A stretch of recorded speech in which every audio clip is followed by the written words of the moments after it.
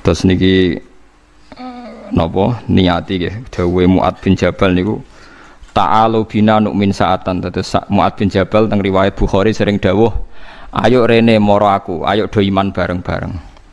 Terus ngaji kados ngeten niki termasuk nambahin napa iman. Begini nggih. Karena Pondok Al Anwar 2 juga tentunya semua 1, 2, 3 sampai 4 juga semua lembaga yang didirikan oleh Syekhuna Kiai Haji Maimun Zubair adalah lembaga yang memang dipersiapkan untuk ilmu, untuk mengawal ilmu sebagai wirasah nabawiyah, sebagai warisan Rasulullah SAW. Maka saya minta anak-anak juga, adik-adik baik yang lelaki maupun perempuan, jagalah kepastian ilmu. Saya ulang lagi guys, jagalah kepastian ilmu. Karena lewat kualitas argumentatif itu kita bisa mempertahankan wirasah nabawiyah. Kalau beberapa kali ngisi acara di Jogja, memang saya sampai sekarang ngajar di Jogja. Itu pernah ketemu pakar matematika. Niku hitung-hitungan, niku cepet model nganggo hitungan pondok. Misalnya kalau mereka bilang 2,5% dari 100, atau 1/20 dari 100, atau 1/10 dari 100. Itu kalau di hitungan Arab, karena Arab itu dulu ummatun ummiyah, umat yang ummi, itu Islam datang dengan matematika yang mudah sekali. Kita tahu misalnya dalam bab zakat, misalnya 2,5% dibahasakan rubu'ul usyur, karena bertahap. Ini untuk adik-adik kan. Jadi misalnya 100, 1/10-nya berarti berapa? 10. Nah dari 10 itu terus ngambil 1/4-nya, yaitu 2, berapa? 5. Itu lebih cepat timbang sampean poro gapit 100 terus dibagi 2 pinten? 5. Jadi ini kalau nanti jajal, saya pernah di salah satu kantor ketemu pakar matematika. Dia tanya saya, Pak Bahak, kenapa Anda nggarap matematika itu cepat? Saya bilang ini matematika Arab, kata saya. Itu mereka kalah cepat sama saya nggarap karena Arab itu ummatun ummiyah. Sehingga saya pernah diberi waktu khusus untuk ngajar semacam ekstrakurikuler di salah satu kampus, mengajar ulumul Islam. Itu yang diantara yang saya ajarkan itu ngitung cepat, berhitung cepat. Misalnya sampai ngitung 1/10 dari 100 sudah tidak mikir, apalagi 1/20. Tapi kalau Islam, misalnya zakatut tijarah, zakatut ziroah itu misalnya, ya sudah, misalnya kalau 1/10 ya disebut usur, kalau 1/20 disebut nisful usur. Jadi cara berpikir ya 100 diusurkan itu 10, nanti kalau nisful usur ya berarti berapa? 5. Mereka bilang 1/10 atau 1/20. Sehingga kalau hitungannya miliar juga lebih gampang. Itu tadi misalnya 1 miliar usurnya berarti 100 juta, rubuknya berarti 25 juta, berarti per 1 miliar adalah 25 juta. Nah ini penting saya utarakan supaya Anda bangga dengan apa yang Anda pelajari di Pondok Pesantren Sarang. Jadi pastikan semua ilmu itu al-bayyinah. Al-bayyinah itu argumentatif secara jelas.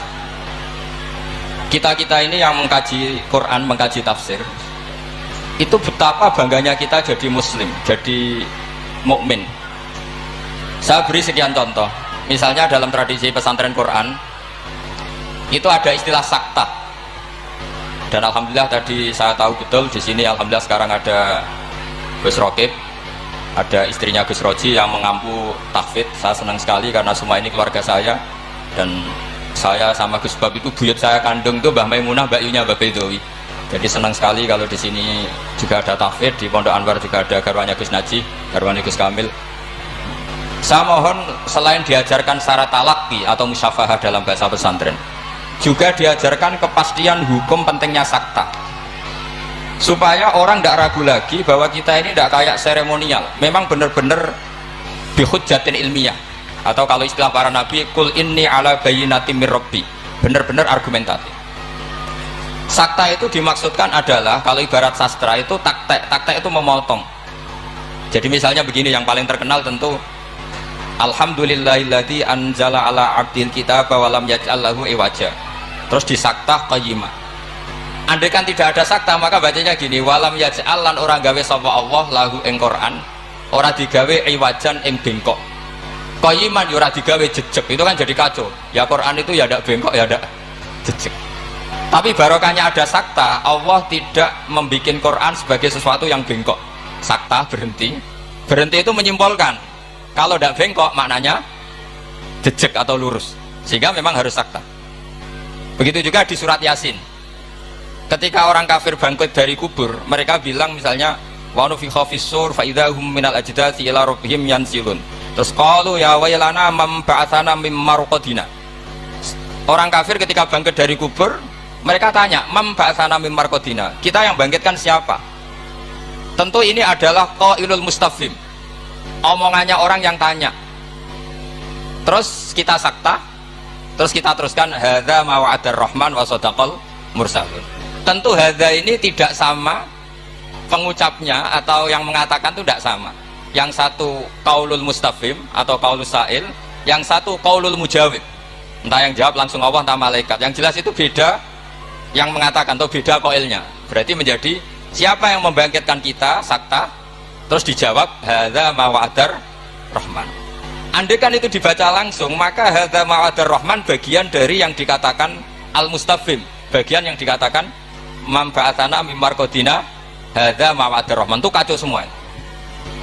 Sehingga saya mohon sekali semua ilmu yang kita dapatkan itu tolong dipastikan bayinahnya. Begitu seterusnya. Dulu Syekhina Kiai Haji Maimun Zubair itu sering gojlok. Yasinan kok ora wakaf itu kata beliau. Beliau itu paling enggak seneng kalau santri yasinan gini misalnya. Fala yazunka qauluhum inna na'lamu ma yusirun, itu enggak seneng sekali beliau. Karena tentu maknanya itu fala yazunka qauluhum Muhammad, kamu jangan risau oleh apa yang mereka katakan. Kalau kamu baca langsung inna na'lamu itu jadi maqaulul qaulnya qauluhum. Yang mereka katakan adalah inna na'lamu ma yusirruna wa ma yu'linu. Itu tentu kacau, secara makna kacau. Yang benar adalah fala yahzunka qauluhum, kita wakaf.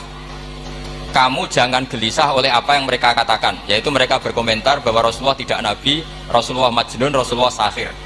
Kenapa kamu gak perlu susah? Karena inna na'lamu ma yusirruna wa ma yu'linun. Jadi inna na'lamu itu tasliyatun minallah, Allah menghibur nabinya. Kamu tidak usah susah Muhammad. Terus yang ketiga misalnya menyangkut maulid atau menyangkut musofahah setelah salaman atau wiridan setelah salaman. Itu di kota itu biasa dikritik. Apa dalilnya salaman setelah sholat? Apa dalilnya maulid?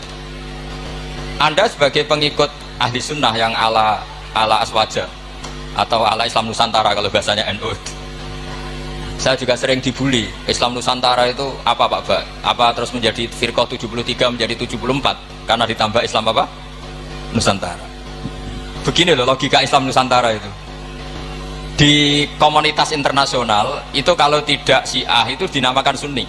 Seorang lagi ya, di komunitas internasional itu kalau tidak Syiah disebut apa? Sunni. Sehingga misalnya perang Syiah Houthi sama Arab Saudi ya disebut Syiah versus apa? Sunni. Jadi Wahabi itu dalam dunia internasional disebut apa? Sunni. Setidaknya dalam bahasa jurnalistik. Tapi kita dengan Sunni Wahabi itu banyak perbedaannya. Misalnya mereka anti wasilah, kita percaya apa? Wasilah. Tapi sama-sama dalam ikramus sahabah, sama-sama menghormati apa? Sahabat. Saya teruskan bayinah tadi. Sehingga orang-orang Islam kota yang sunni aswaja, itu mereka sering tanya, kalau setelah salam orang nyalakan HP boleh enggak? Ya boleh kan. Orang kalau misalnya mau ke kamar mandi boleh enggak? Boleh. Orang mengambil tasnya boleh enggak? Boleh kan. Kenapa salaman menjadi enggak boleh? Bedanya apa dengan nyalakan apa? HP. Semenjak itu ya mereka mikir gitu. Ternyata mereka tasdid atau takalluf. Cara beragama itu takalluf, semuanya harus panduan dari Rasulullah SAW. Maka saya minta tradisi keilmuan di Pondok Sarang itu harus terjaga. Apapun pilihan ilmu itu harus ala bayinah, harus benar-benar jelas. Cara wong Jawa jelas welo-welo. Karena itu kecakapan Rasulullah SAW.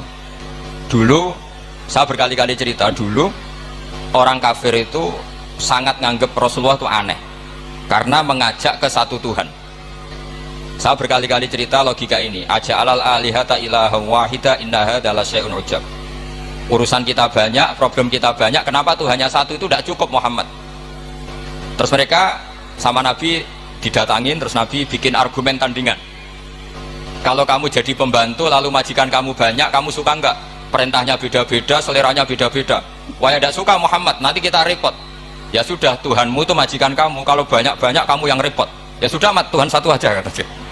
Nah, itu namanya bayinah. Sehingga Allah mengajarkan itu secara jelas. Daraba wa matalar rajulan fihi syuraka'u mutasyakisuna wa rajulan salamal lirrajul hal yastawiyani masala alhamdulillah. Jadi zaman itu orang kafir pun langsung paham sampai bilang alhamdulillah. Allah membuat satu perbandingan, satu pembantu yang punya majikan banyak dengan satu pembantu yang punya majikan satu. Nasibnya baik mana? Tentu baik yang punya satu majikan. Akhirnya mereka paham, Tuhan kamu adalah majikan kamu, kalau banyak-banyak kamu yang repot. Ya sudah, mat satu saja.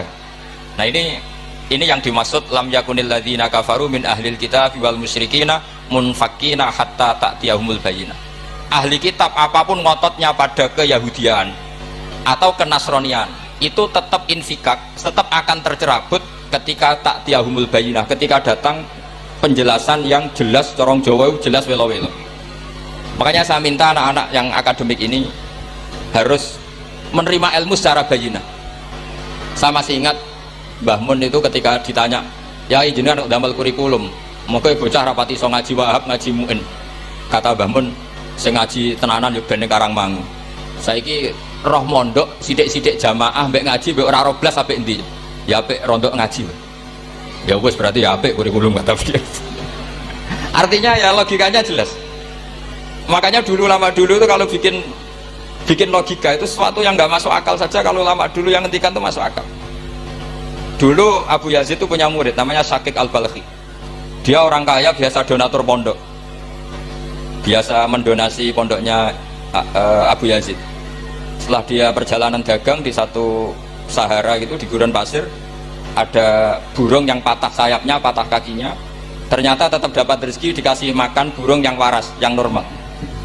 Singkat cerita, si murid tadi datang ke gurunya, Pak Guru, saya sekarang mau jadi orang zuhud, gak mau jadi orang kaya. Ternyata orang paling lemah pun, makhluk paling lemah pun dapat rezeki. Terus cerita kejadian tadi. Terus sama gurunya ditertawain. Kamu mau jadi orang zuhud, orang jadi orang fakir, terus dikasih orang, di rumah orang. Ya, ternyata semua makhluk yang lemah pun dapat rezeki. Kata gurunya itu, gajal gurunya itu, 5 dalata tabiru anta. Kenapa kamu tidak iktibar dengan diktoir, katanya dengan burung yang waras yang memberi? Pikiran kamu kok aneh ya?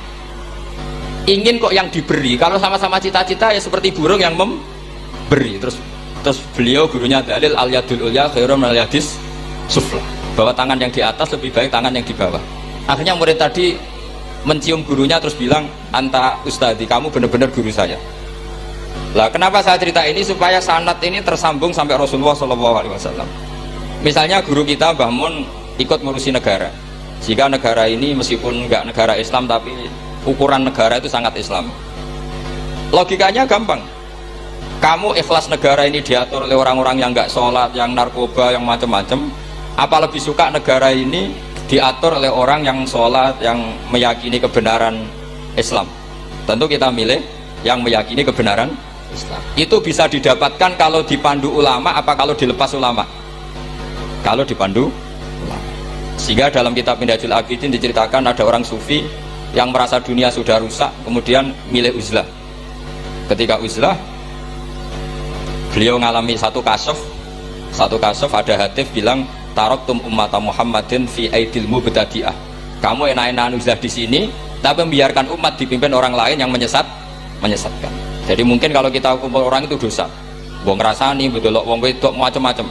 Tapi ketika meninggalkan umat ini berarti kamu biarkan dipimpin orang lain, dan orang lain ini bisa tidak ahli sunnah, bisa orang yang sangat menyesatkan.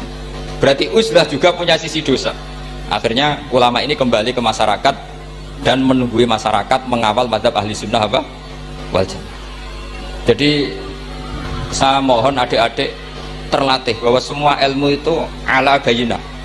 Qul inni ala bayyinatin mir rabbi. Semua nabi itu punya kemampuan menjelaskan. Itu yang disebut lam yakunil ladzina kafaru min ahlil kitab wal musyrikina munfakkina hatta ta'tiyahumul bayyinah. Nah, kemampuan menjelaskan ini harus dimiliki anak-anak santri.